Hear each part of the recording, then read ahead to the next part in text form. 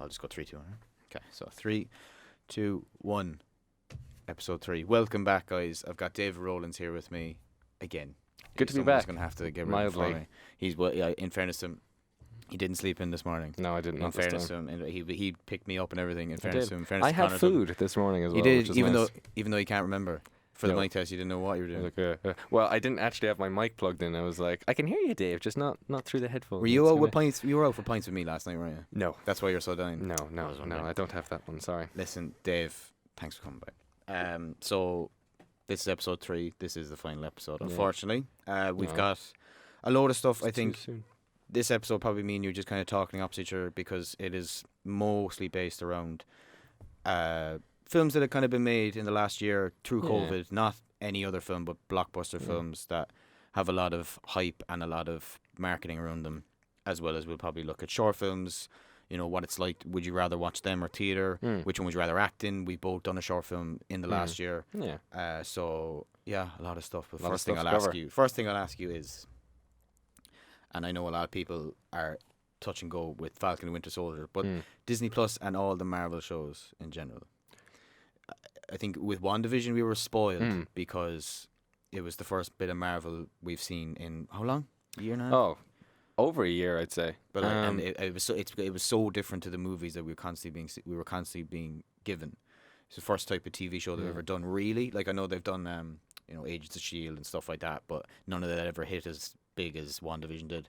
And because it was everybody just assumed that multiverse stuff was going to happen, so we were going to see Fantastic Four, we were going to see so much, and they introduced Evan Peters and they made everybody go mad for 2 weeks, and then they just dropped it completely. Yeah, well, I just to kind of go back to the start, I do remember what was the Marvel? It was Black Widow that was meant to come out last year, wasn't it? That was like the film before COVID was Black Widow. Yeah. I do remember. I know Marvel, DC, they're separate things, but the last film I believe I saw in the cinema just before the lockdown was the Harley Quinn film that no one seems to remember. Birds of Prey. That's the one. Harley Quinn is a bit controversial at the moment. Google it if you don't know. Yeah, we were discussing. He didn't want to say anything before about cameras. Well, it was like apparently it's not PG. You can talk about it if you want. There's no worries.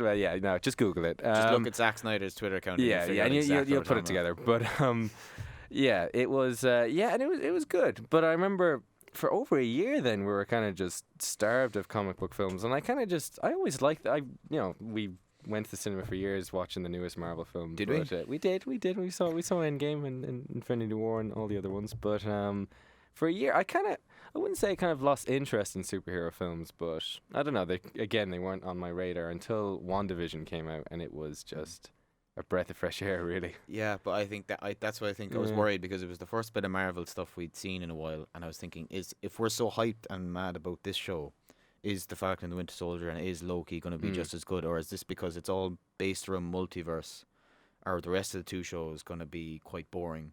So I was thinking if everybody was, because it was the first bit of Marvel material we've seen, everybody was saying, okay, what this happened? What if this happens? What if we get this character multiverse into this character? People were overhyping it crazy. Yeah, and I think if you overhype something, it was a good show. It was very good. And I think Elizabeth Olsen was really good in it. Paul Bettany, I'd never seen him like that before.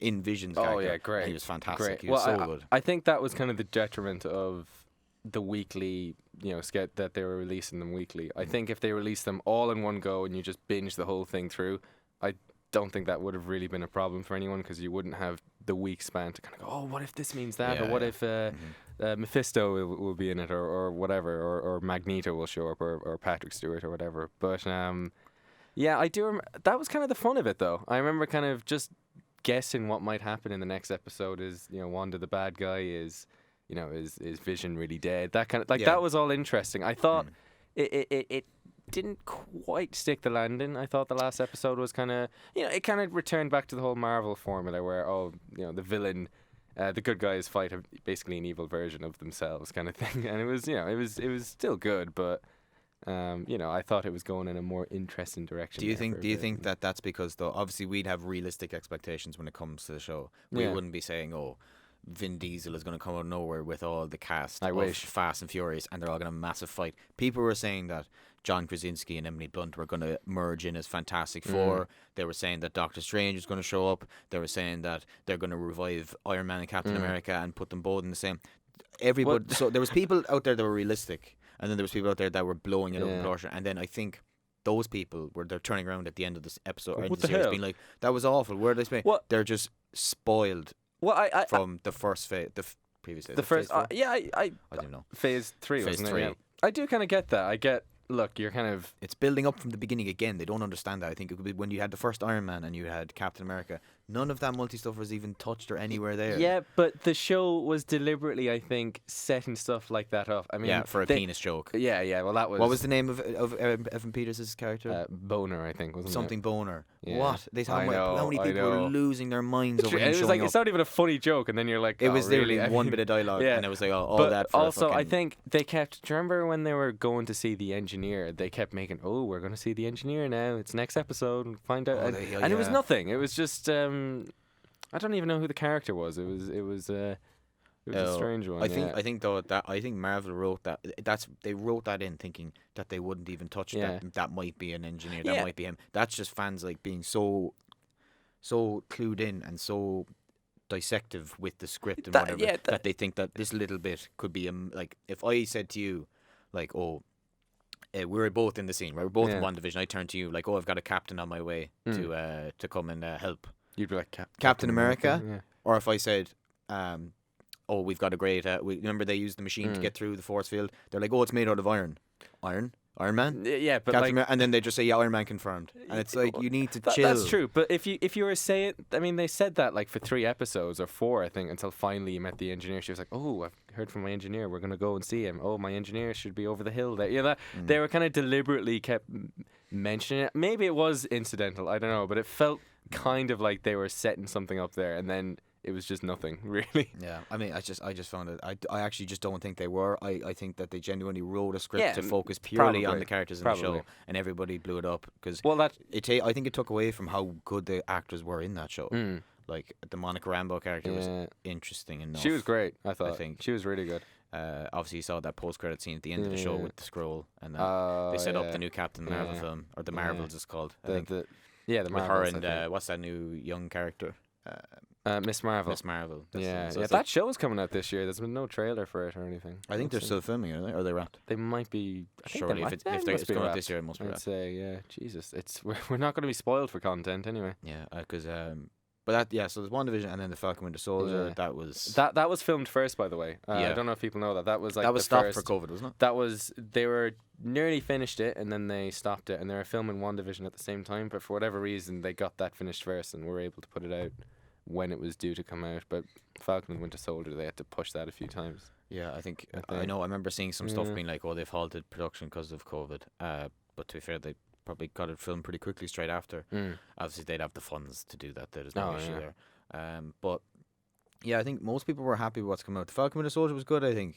It was different. I wouldn't say it was like not as good as WandaVision, but it was a different kind of hype. Like with WandaVision, it was more of a mystery. You're kind of like, oh, what was that about? And it was setting something up. Whereas Falcon and the Winter Soldier, it was more like a like a thriller type. It wouldn't. Character development. I think, Yeah, like especially with- you wouldn't be like desperately eager waiting until midnight to watch the next episode kind of thing. You'd be like, oh yeah, it's on, I'll watch it there, Yeah, kind of thing. Yeah, like still really good, but different kind of hype and excitement. Yeah, kind I of think thing, yeah. the most interesting obviously was Anthony Mackie and Oh, that was great. the Captain Team America at the end. evolution, and then everybody was going mad saying that Bucky should be Captain America, even though that he's got his absolute own demons he needs to work out, which I think he did in a way in the end of the show. Yeah. I think he'll always have demons with him because that's what makes the character, though. That's what makes Bucky, that he'll always have some problem with him that affects his mindset, and he's a bit messed up. Yeah. If he was happy and clear-minded, it wouldn't be the same person. I think No, it'd be quite boring. He'd just be some army veteran Yeah, I thought he was with a gonna. metal arm. I thought he was gonna die in it. Actually, I was like, they're probably gonna set him up to have like a sacrifice or something. But I no, like the he's- relationship they both have, though. I think that's Yeah, well, you could see if you watch them in interviews, they really bounce off each other well. It was, and like you could see, like in the movies, they never really had a chance to play off that. So that's what's kind of good with the TV show they have. And I like have to give 6 massive credit hours. to Wyatt Russell, who took on that role as John he Walker. got so much He hate. got slated. Like there was, Oh, I he think said he was getting that's- death threats and everything. But like he took it to the point where he loved it because he was doing his job right. Everybody hated him, which was the whole point. Like if you step anywhere near putting any bit of stain on that iconic role or that iconic shield, as you saw that episode where the blood is on the shield, so many people just hated him. And I think most people just have to be aware that as much as you love the show, it is not real. No, and if you're sending death threats to the actor's door, it's a bit extensive. I understand. Superheroes aren't real. But remember, we watched the show and I texted you and be like, I hate that actor, and I was like, all right, I hate the character, I hate John Walker, I hate everything to do with what he's doing. I'm not saying I hate Wyatt Russell. He's doing a good job. That's why I'm sitting. People mix those two things up, though. I've never met the guy. I'm sitting in my own room and I'm angry at him. And that means he's doing an unbelievable job. Yeah, that's the thing. In a way, it shows he's doing a good job, doesn't it? If people hate him so much, but kind of thing. And but yeah, it's nonsense, of course. I mean, it was the same with the kid who played Joffrey in Game of Thrones. He said he used to get death threats and stuff all the time. It was just it's hard, I awful. suppose. As an actor, I think when at the beginning when you're getting death threats and all that, maybe you must be thinking, well, at least I'm doing a good job. But keeping that mentality up as the more it comes in, the more hate you get. It's kind of like what we talked about yesterday, when you're the character when you're filming or on set or whatever, and then you go home and just leave that at the door. If you're playing a character as big as that or as hated as that, it must be hard to do that, going out in public and people kind of be like, Well, I thought he did a brilliant job, and I think he got his redemption. The character got his a little bit of redemption at the end. It was weird how they played it off at the end. A lot of people didn't like that. I thought it was when he's friends with Bucky and stuff. Well, not friends, but they're kind of joking jovial kind of stuff. Thing. Even though that Bucky really hated the character because it's obviously Steve was his best friend, and anybody that tries to step in those shoes, he's just going to hate anyway, even if he's the best person in the world. You know? I kind of like that, actually. I saw a lot of people kind of flagged that a bit. And I thought it was, I thought that was kind of a good way to go about it. It kind of wrapped up his character. So there's that, and then Loki's out at the moment. I know you haven't actually seen the second episode. Do you know what? I haven't seen the second episode yet. I think it's probably going to be actually the best one. Very good. It's very good. I love Loki. I love Tom Hiddleston as well. Oh, he's great. Owen Wilson and the two of them together are brilliant. The chemistry between them is so natural. You wouldn't think so. You wouldn't think it either. Not that you just wouldn't really pair them together, kind of thing. You wouldn't think Wilson, of it. I wouldn't think Owen Wilson in a Marvel movie anyway. I no, think he's more like. I've resigned to the fact that every actor will probably end up in a Marvel film at some stage, though. Yeah, kind of thing. No, at some point in your career, you will end up in one. Me and you will be an Avenger at some point. Yeah, hopefully, that will. So happen. They've been going well, I think. And when the films start to come out along with the TV shows, that'll be fun because you've got the films to come out. Because before with the Marvel films, it was once every maybe twice a year. You build up to it, and then 3 times a year. You'd live off those 3 experiences. Yeah. Whereas the TV shows will be coming out as the movies come out. Yeah. So I think we're just going to be. We've been starved the last 2 years. That's the thing. But now I think we're going to be swamped with stuff. Oh, we will. And I think they obviously didn't risk assess a global pandemic. There's no way they planned that. But I think this can work in their favour now that the fans have been starved, that they can throw everything in one bulk and people can go crazy about it. Yeah, it's just amazing that people are still willing to eat that content up. Like I am, but I always thought, how long will people really be able to? Because there's going to be how many? I mean, there's WandaVision, there's Falcon and Winter Soldier, there's Loki, there's Miss Marvel, there's the Spider-Man film that may or may not have the What If TV series. The What If. There's the Eternals with Barry Keoghan. You're talking about movies and TV shows? Yeah, just you've got Spider-Man, you've got loads of stuff. Multiverse, Doctor Strange. That's not until next year, though, I don't think. I'm really hyped for that. Shang-Chi is the end of the summer, though. Shang-Chi, yeah. That's it. So, but these are all, Marvel's probably planned this way before Phase 4 ended. They didn't know this was coming. I think they're always ahead of the game, I think. Yeah. They've been teasing Miles Morales in, Spider-Man Homecoming. Remember that scene, the deleted scene? Oh, yeah. They never really went back to that, though, did they? Yeah, but that just shows how far ahead they are with it. It's just they're always looking, planning. I think that's what puts them ahead of everyone. I think whenever I've seen a DC movie, there's a film comes out and then they let it set and there's nothing really ahead of it. They just don't have a plan. They don't have a plan, but they go off what the last film did. So was this film good? Yeah. Okay, well, then we'll make another one based on that. If it's bad, we got to switch up. Marvel have a continuous plan. Even if one of them doesn't go well, they've got something else to back it up. It's weird because now obviously watching the Marvel films, and they clearly have a set plan with what each film leads to. Now with every film franchise, people expect the exact same thing. Like with the Star Wars films. Do you know the new trilogy? It didn't end great with the last film, but people were kind of. I'm not going to rant about that. That's fine. You're all right. You don't have to turn your mic off. That's all right. I remember even before that movie came out, a lot of people were like, "Oh, well, they didn't plan out this trilogy, and all that." It was like, yeah, but when the originals came out, did they plan out that trilogy as well? They didn't. It's only because now we have all these Marvel films coming out with, they plan every film 10 years, which works great, but not every franchise has to be the same, I guess. I looked at the trailer came up and I recommended for Force Awakens, and I went to the comments and somebody wrote down it's like watching the wedding video after you file for divorce. I was like, that literally sums up the entire 3 years. So much potential. Yeah. Everybody was so excited, and then little bits along the way annoyed you enough to the point where you're like, no, I'm done. But honestly, I won't go into it much, but honestly, it wasn't the films that set.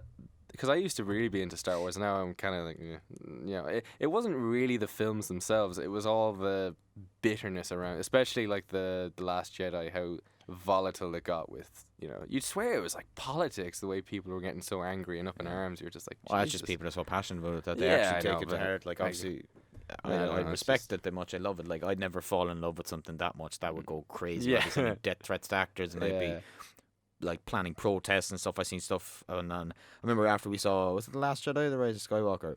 It's the episode, I remember Connor was in us as well. There was an episode where where I think it's The Rise of Skywalker. I'm sorry, I'm not familiar enough with it, but Adam Driver gets up, kisses Daisy Ridley, and then Adam Driver falls back down. That was the last one. Yeah. So it's like one's dead, the other gets revived, they both kiss, and the other person who wasn't dead. It was just the way it was staged as well. We watched it in the Gate Cinema, and it was the best place to watch it because everybody started laughing. If we seen that Matt, and everybody like, that was good. Yeah, it was a good scene. No, it wasn't. Yeah, I think we were talking about this on the car up, me and Connor. We noticed that when I watched the film again, like during lockdown, and I was like, it's not as bad as I remember it being, but I didn't notice that there was a big strong orchestra during that scene because the laughter of the theater just overpowered it.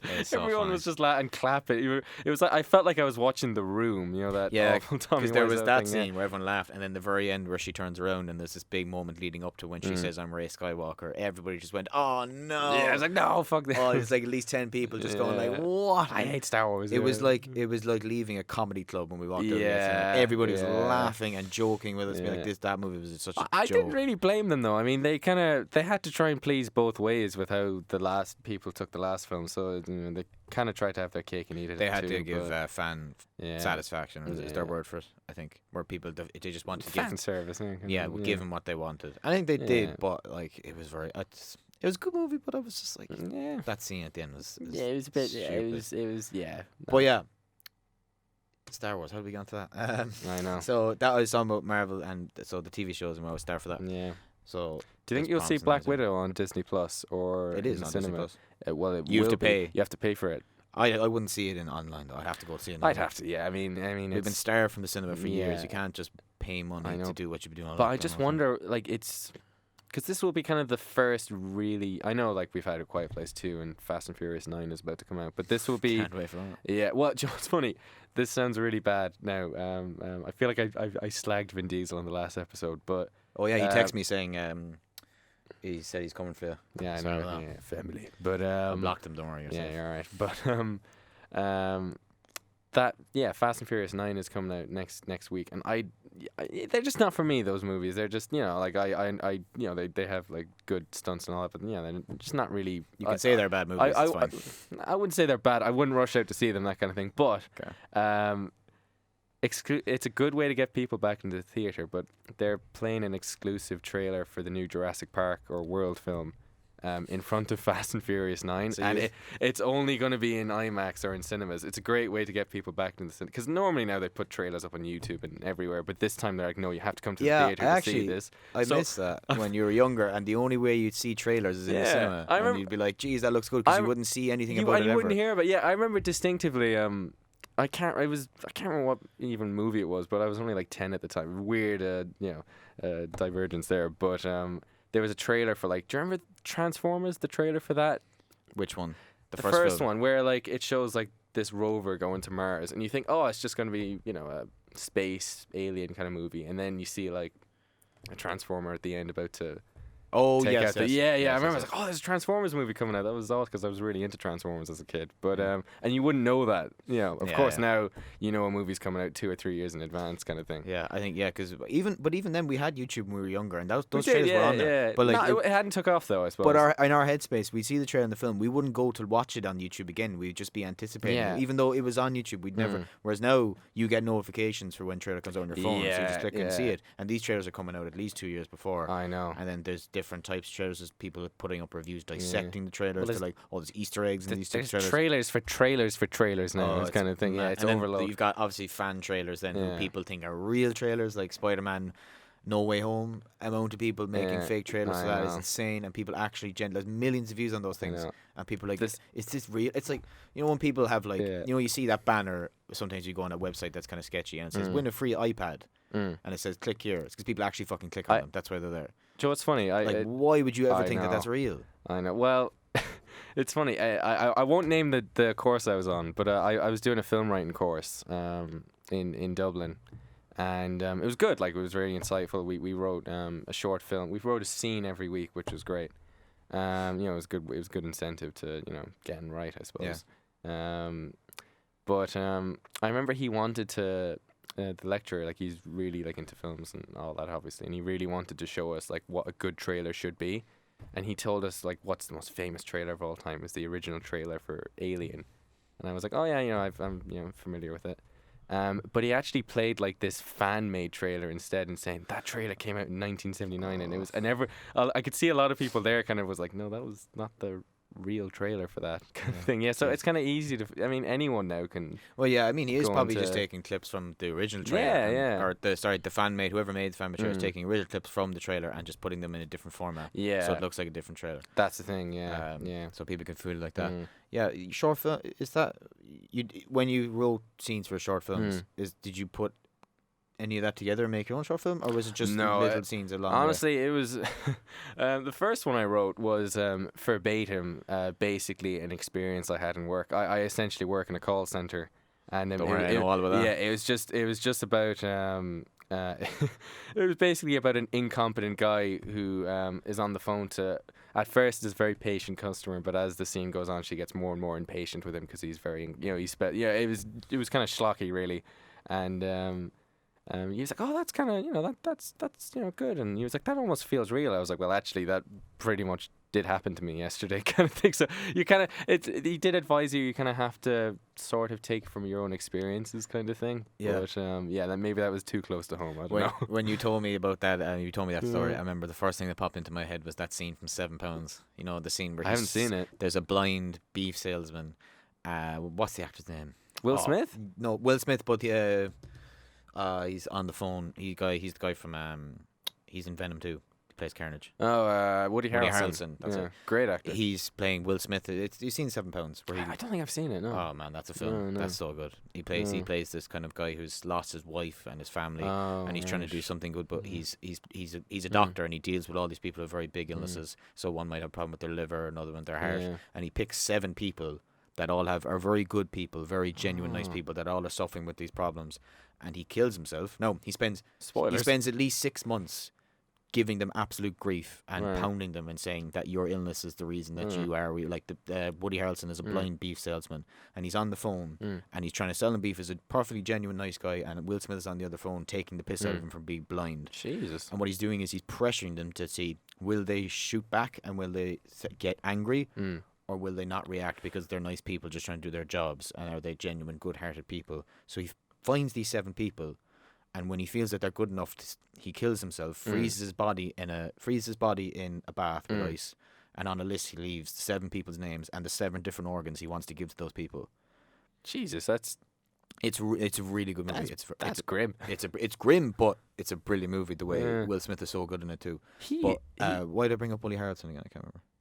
The call center one, because remember when you told me the story, that's the thing that popped in my head. Will Smith is shouting down the phone, and Woody Harrelson is sat back like he could so easily sap right now, but he doesn't because it's his job. Yeah. So that's a good movie, but also I understand what you're saying about it drawing from your own experiences to I remember I wrote the other thing I wrote was like a World War II deserter thing, and I was like, oh, that was that's kind of an interesting idea, I suppose. But I remember I called it Gun Shy, which sounds like a really bad, like, Stallone or Schwarzenegger movie kind of thing. The Expendables. Yeah, something like that. But it was good. It was good. I haven't really done anything since then, really, in terms of writing. But I've got a few ideas. Yeah, I mean, we were saying yesterday that it's not something that you can sit down and force yourself to do. No, you can't. That's the wrong way to go about it, I suppose. After talking to the lads yesterday, but when I got home, I actually just I had ideas in my head just of.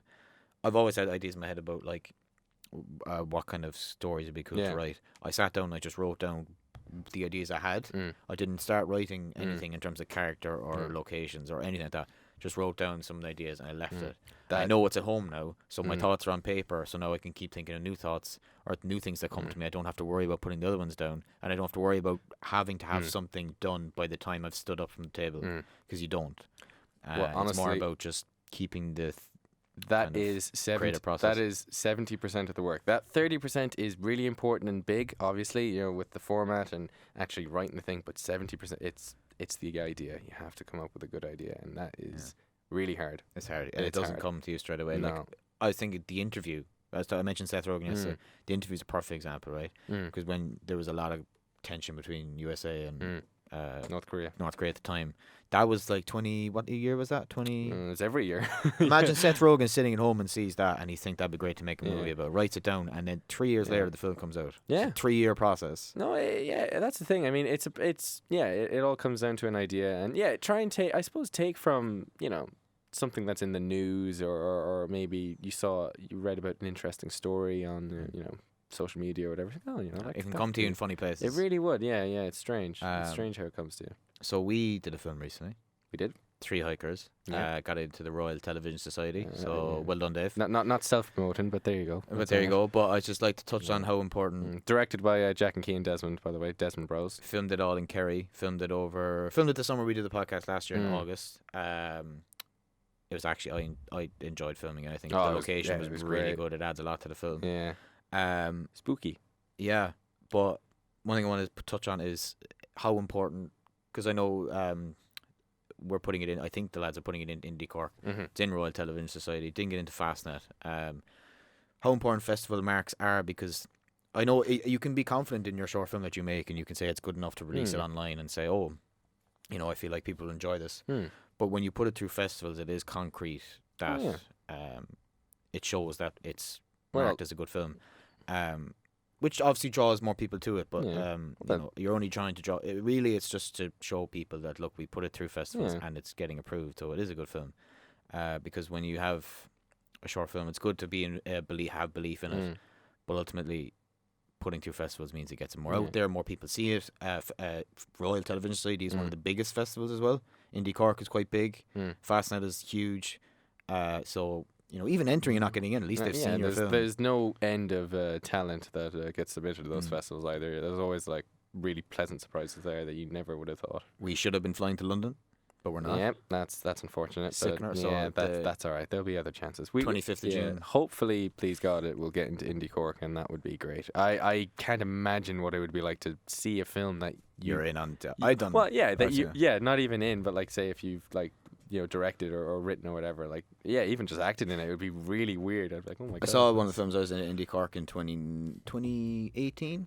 2019? Right. 2019. Was that the September? No, yeah, it was the one just before COVID. Was that Bad Laugh? No, it's different. I had a small role in it, but it was still weird seeing myself on the big screen. It was so strange.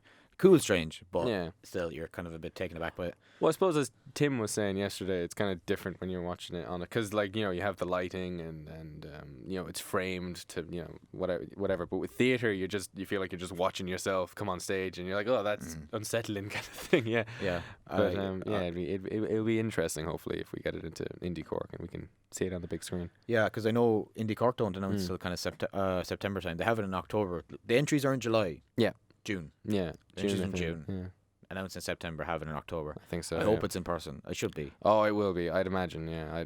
They did it online last year, and it was good last year. I signed up. I bought the tickets, and I watched a lot of the stuff. Obviously, it's not the same when it's online. They did a good job of promoting it online and stuff, but it is not the same. It's a cinematic experience. I mean, I think people really should go to them if they're going. I mean, you really do. You just want to go and grab your own camera and go and make your own shorts. You're like, you know, that was, you know, you kind of feel inspired by that stuff. It's great. Oh, when you see the films. Yeah, you're kind of like, oh, I kind of want to do that as well, kind of thing. I think, because when people submit to Indie Cork, it's not people with big budgets. It's not people. No. It is genuinely people who love making films, and they put all their time and effort into it, just so hoping that it would go somewhere. Sometimes it does, sometimes it doesn't, but sometimes it's not even about getting somewhere. It's about submitting to festivals and just making it in the first place, which is hard. Most of the battle is making the film. Putting it through festivals is just like, I don't know, just going to just selling it really. Yeah, you're just trying to enjoy the process of putting it Yeah. out there. It's not too difficult either. Yeah. Submitting it. I don't know if he'd appreciate a shout out, but I hope I get his name right. Damien McCartney. I don't know if you've ever heard of him. You were saying on the way up. I think you Yeah, mentioned him. he went to St. John's, I think, and they're all on YouTube now. He did. Jay says he knows him. Yeah. Yeah. Oh, brilliant. Yeah, he did. Damien. Yeah, he did loads of them. He did. There's one called "He Dies at the End" and "Hatched." You should check them out. They're all on YouTube, and they all kind of have the same premise. It's always about this kind of guy who's either at home by himself or is at work by himself, and they're often filmed in monochrome black and white, and they're really like they're kind of fun, cute, but really unnerving short horror films. But that you'd learn a lot from just watching them, just with techniques and all that. Yeah, but they're all on YouTube. Check them out if you can. I remember that's because and it's things like that in festivals where you don't even to go to see your film. You meet so many other people, and you meet so many other directors and actors and cinematographers, all this kind of stuff that just like once you have a good connection with your, I'm not saying if I have a good connection with you, can I be in your film kind of thing, but you learn off these people who have this energy, and you but just I know, reflect but I think there's this kind of sense that we don't really have like a filmmaking scene in Cork, so to say, but we have have a big one. It's huge. It's kind of it would surprise you. So I remember you sent me something years ago, and it was there's a short film channel on YouTube where it's specifically dedicated to like really high tension black and white horror films. That's the one. Like, is that the one? That's the one. I think this is a different one because this was this guy in like a field and stuff. I know the one you're talking about. Is that the one with the bin? And there's like a long hallway. He's at an office desk. And also brilliant. But so I don't want to give it away. That's nearly at 1 million views as well. I think it's maybe something like that. But I don't want to give it away in case someone sees it. But it cuts now and then to a timer where it says 5 minutes until he opens it, 3 minutes until he opens it, and it's brilliant. You're just like, well, what's in there? And they're really good, really good. I'm not sure what his latest film is. I'm not sure if he's made anything recently. His channel is his name, isn't it? Yeah. I remember you showing me that and being like, this is no, really. I remember I saw them when I was like 14 or 15 when I was kind of getting into maybe making films, and I was like, oh damn, that's a lot to live up to. He dies at the end. Released 12 years ago, has 1 million views. Yeah. That is I remember you showing me that, being like, that is properly I done. remember I never finished it, but me and my brother Connor, we were trying to shout out Connor. Yeah, he's at the back there. We were he's taking pictures of birds out the window. Yeah. We were gonna make it. We were kind of in the middle of making a short horror film, and I was shooting it in black and white and I was almost like I didn't realize. I was like, oh man, I'm kind of doing it like that guy, because I saw his videos before, so we kind of just scrapped the whole thing and. We never kind of started it up again, but he's so good that you nearly think, oh, well, literally, that's mad. Yeah, I think I suppose they can do one or two things. They can inspire you to make it better, or they can be like, look, this is nowhere near as good. Well, I think with horror especially, I mean, they really lean themselves to short films. I mean, it's kind of because like I feel like with features they can be drawn out.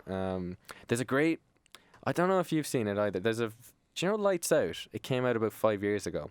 It's directed by this guy called David Sandberg, I believe. He's the guy who did Shazam.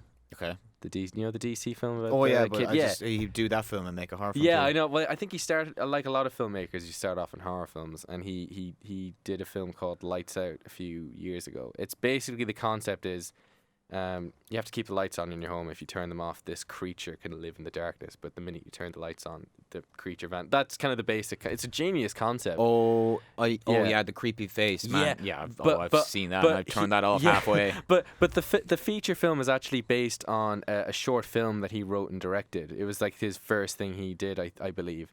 And it's weird if you watch the two of them, because there's a scene in the feature that's very similar to the short. The short's only like 2-3 minutes. Check it out. It's very creepy.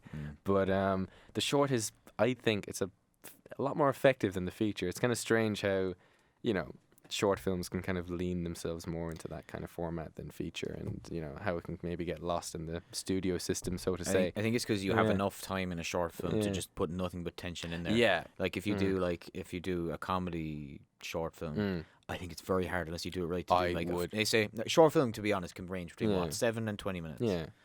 Max. Yeah, 20 minutes I'd sooner before it starts to get. I'd sooner do a horror than a comedy. Comedy would be very difficult to write out. If you do a comedy and it's 7 minutes long, you might as well not do it. No. If it's 20 minutes long, you do it right, it's good.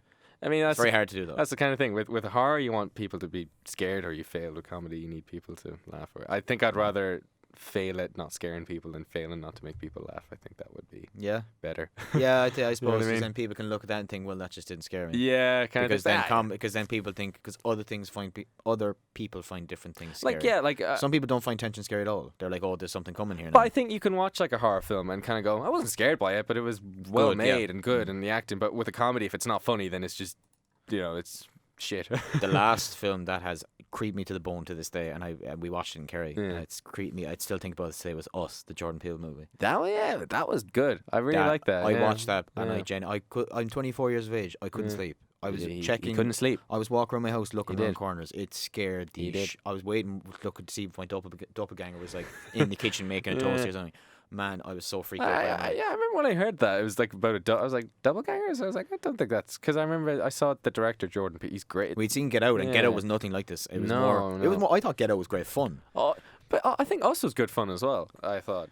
It was, I mean... Yeah, there's a bit of humor in there as well. There's a lot of humor, yeah. I just love that whole There's balance he has The with scene horror with and comedy. what's the scene where she shouts at Alexa and goes, call the police, and then it starts playing Fuck the Police, and then she's just like being hacked to death by Fuck the Police. Yeah. I thought that was funny. You're just like, under a less capable director or writer or whatever, that would come across as cheesy, but he just got it just about right, and it was I love how they put a mask on the kid because he couldn't act either.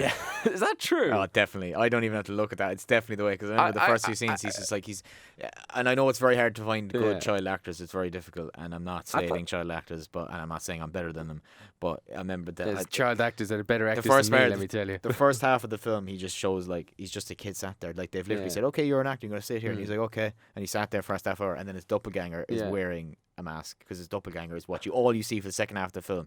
And all it shows is his mouth, and all he has to do is make noises like that. And he's just, it's so funny. That wasn't creepy to me. I thought No, I thought the kid wasn't funny at all, or freaky. Lupita Nyong'o's character was quite creepy. Yeah. Oh, yeah, hugely. Yeah. And I just thought the whole aura of the film. I remember, and there's the scene at the two of them, or the scene where she first walks into the house and she starts speaking with the real voice. Yeah. I watch that back sometimes to like remind myself of how scared I was. Yeah. And she's so good in it. It's so well done, but it scared the shit out of me, man. Yeah, I it was really not did, sleeping, yeah. and I remember watching Kerry, and I was like, I'd had like 25 cans at this point, and I was thinking, oh, there's no way I'm going to be scared again watching it. So I got very drunk because I knew we were watching the film. Yeah.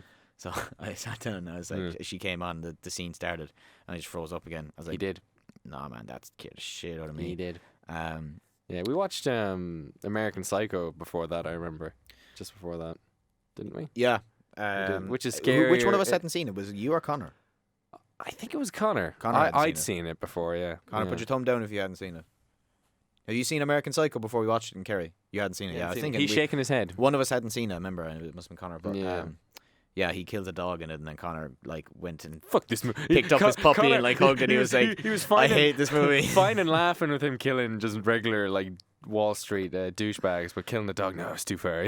I had to do a monologue challenge for Fishbond for that, and there was the scene of when he's describing I'm Patrick Bateman, I'm 27, and it's so. Remember, I sent it to you. Yeah. It's so hard to get that like sternness in his face, and like he's a person on the outside and he's a person on the inside, and it's very difficult to find. Well, again, it's such a well-known scene. It's kind of it would be hard. You just have that in your head the whole time. You'd be kind of going, "Oh, am I replicating it? Am I not?"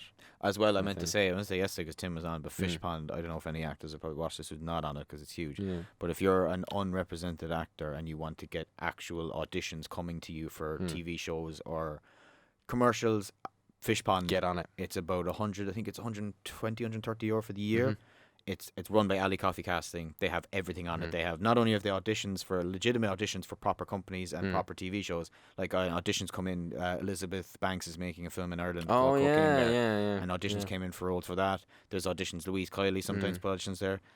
There's another film that came in. Enchanted. Enchanted. There was roles for Enchanted. Be on an there. extra. It's you don't have to have an agent to be on the website. Yeah. So sign up for that. As well as that, they have monologue challenges. They have open talks on Zoom. They have events where they talk about how to impress casting directors, how to do this and that.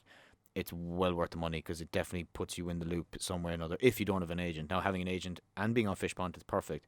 But if you're unrepresented, get on Fishpond because before I was on Fishpond, you feel like you're out of the loop, and then when you get on Fishpond, you start to realize how far you were out of it, and then you're in it. Oh, that's the thing. Just Fishpond is out there. That's definitely something that somebody who's not represented should get on. Because it keeps you ticking over with the monologue challenges, so you're not just like opening up and looking for an audition, and if there's nothing there, it's like, oh, I'll just check tomorrow. There's constantly stuff they give you to do to keep your mind ticking over. It's well worth the money.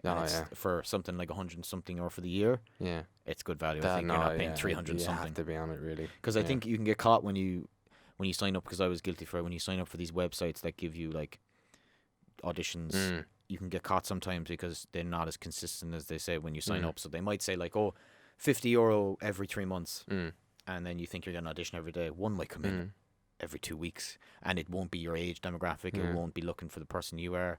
So really the only thing you're looking at material-wise is 1 or 2 auditions every year. Yeah. And it's tough. Like you want, so Fishpond is the only legitimate. It's run by a legitimate casting agency, Ali Coffee Casting. So they look after everything with that. Yeah. So it's not just a bunch of random lads. It's not a bunch of student films going out there. No, there is some student stuff, but it's the proper, well-budgeted student stuff. Like, it could be a final year film that they're actually paying actors for. And it's all paid stuff that you'd be getting. It's all paid. It's hugely commercial based, but like I seen, there's banks for Bank of Ireland, AIB, Super Value, all this stuff. And the good thing about getting into commercial acting is that you get paid on the day. But then you get paid consistently for years because you're the face of that ad everywhere. And if they want to buy you out, that's a lot of money. It's actually a lot more than some films would make. And they're paying for the rights of your face on the camera. And it's like you're reaching 4 or 5 grand to pay for rights to show your face. And they'll update that. So if they pay 5 grand for 2 years, in 2 years' time, if they want to use that again, that's another 5 grand your way. They don't have to reshoot anything. You don't have to show up anywhere. You don't have to do any ADR. You just have to sign a contract and say 5 grand. Yeah, that's fucking. So it's a lot of money, mental, isn't it? And you can get that on Fishpond. So there you go. Fishpond, because I know Tim was saying he wanted to. You plugged the theater yesterday. We did. So yeah, the Fishpond was done, and that's what I wanted to say. So we've got 5 minutes. Oh, is there anything you want to say? Anything you want to? Didn't it fly? That flew. I thought we had like half an hour left. No. Oh, that's a shame. You kept talking, right? Think of plugs. If you didn't sleep in, we'd be fine. Sorry, we could have gotten a 2-hour episode in. Sorry. I'm still not going to leave here though. After we got the cameras. You didn't leave last year. You haven't left since. Nope. You wouldn't leave until Indiana Jones 5 comes out. Yeah, which is. Do you want a quick word on that? Do you want to say anything? Yeah. On behalf of Connor. No, I'm excited for it. He looks jacked, doesn't he? I can't believe the shape he's in. What age is he, Harrison? I think he's going to be 79 this year. I think I might be wrong. I think I looked it up the other day. I was like, how old is he? Well, he's definitely not in his late 20s. No. 78. And he's still Indiana Jones. It'd be kind of poetic, but it could be like one of his last big films. But he seems like the guy who hates films. He hates acting. You ever see him in talk shows? He's like, he hates talk shows. That's what he. What did he say? I remember he was doing pro for Star Wars, and he was on. I think it was James Corden, and they were like, "Can you give us anything?" And nope. Yeah, he was like, because the no trailers have been released for. I think it was The Last Jedi. Yeah. And James Corden gave him money as a joke. Now and said, "We gave him money," and he was okay. I'll tell you to give me money. And he came on and he said, "We're done filming," and that's all he told. He was like, "I think they're making a new one." I saw it. I think it was Jay Looney. He just goes, "Yes." Yeah, he's got a weird, sly sense of humor. He's all right. I think he'd be cool to have a beer with, but he'd be a bit intimidating. All right. Yeah. Anyway, we've got a couple of minutes. I'm just trying to think of anything else. I think because with Harrison Ford, he's obviously he's come out of shape. Can we get him on the show or no? I'll DM him there on LinkedIn. He's, in fairness to me, if he's getting jacked. You said you saw a picture of him riding a bike and his legs look huge. Yeah, apparently people, all the crazies have been bloody chasing him, asking for autographs, and he had to sneak out the back of the hotel, and he actually confronted them. That too. Oh, he'd hate it. That's the thing, and if you're an obsessed fan, you'd know he'd hate that. You know what I mean? Why would you? You know, you're just gonna have a bad experience with him, even if you get to meet him. If you're crawling through his basement and asking for an autograph, that's not really. Yeah. If you got to put yourself in his shoes. There's still people that are do you know his cameo? Have you seen Bruno? His cameo in that? I haven't seen his cameo. I haven't seen Bruno. Bruno tries to interview Harrison Ford. He runs up to him on the street, and Harrison Ford's like, "Fuck off!" And honestly, there's still debate as to whether that was a scripted scene or whether he actually didn't do that. I'd say it was probably scripted. But do you think? I think the fact that there's debate out there. But Well, the fact that I love the way that that's who he is, though, because you never see anybody in Hollywood like that. No. Like, he's just like so resentful of any bit of public eye. Fair enough. Like, he loves he's making movies. Been through it, you know? Making movies, but I think he loves making movies. It's like, oh, he just had to get the job done. I'm doing another job there next week. Well, do a job the week I after. I think you can enjoy being in movies and then hate the publicity of it. They're two completely different things. He's just an honest guy. Yeah, just not a celebrity. No, poor bullshit. guy. No. I like him. Dave, good guy. It's been a pleasure, boy. Been a pleasure, Dave. Before I finish, I'd like to thanks to Jay and RepublicOfWork and Cian, who's sitting on my left here. If you want to come and chat, you don't have to, but my man has been doing the camera work for the last few days, and it's been spot on. So thanks to Cian. Thanks to Jay out the back for doing sound. Thanks RepublicOfWork for having us in. Thanks, Dave. Yeah, you're dead right, Dave. Thanks, Dave. No worries. Thanks RepublicOfWork for using the studio. It's an unbelievable setup. If you want to use it, do. Cheers, guys. Season 3 is over and out. Thanks, Dave. Thanks, boys. Peace.